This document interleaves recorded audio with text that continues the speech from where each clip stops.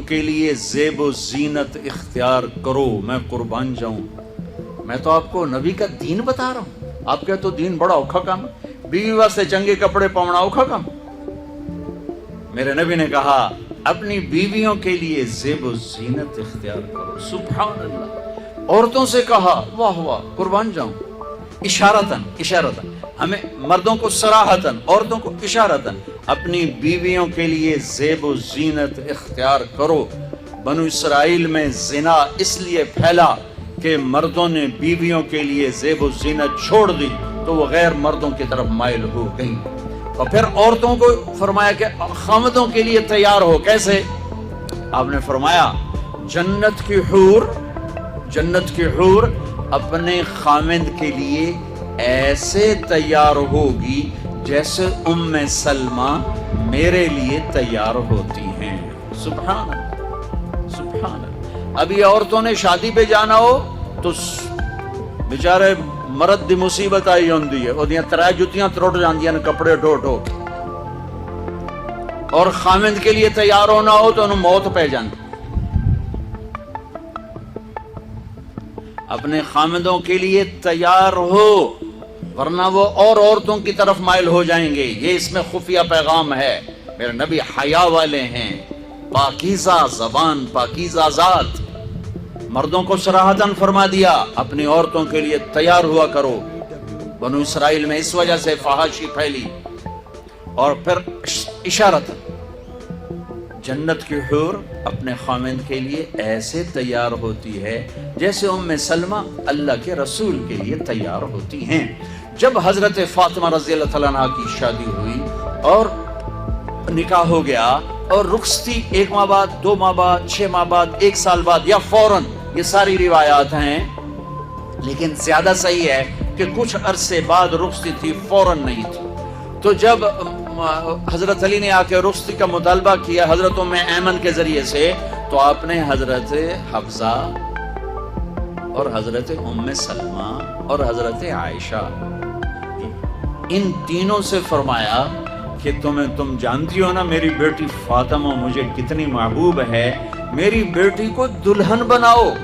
اللہ اکبر، میری بیٹی کو تیار کرو۔ یہ میں دین بیان کر رہا ہوں،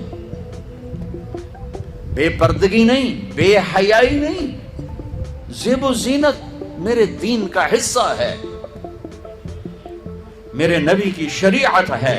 میرا نبی خوبصورت دین لے کر آیا ہے، ایک خوبصورت زندگی لے کر آئے ہیں۔ پتہ نہیں ہم نے کہاں سے عجیب و غریب دین کے فلسفے نکال لیے ہیں۔ سبحان اللہ، قربان جاؤں۔ آپ نے کہا جابر شادی کی؟ کہا جی کی۔ کہا کماری سے کہ بیوہ سے؟ کہا جی بیوہ سے کی۔ کہا اللہ بکرن فتلاعبک وتلاعبها، ارے تو نے کماری سے کیوں نہ کی؟ وہ تجھ سے کھیلتی تو اس سے کھیلتا۔ میں میرے نبی کا دین بیان کر رہا ہوں۔ آپ کیا سمجھیں صرف رمضان کے روزے رکھنا دین ہے؟ ہاں وہ دین ہے، بہت بڑا حصہ ہے دین کا۔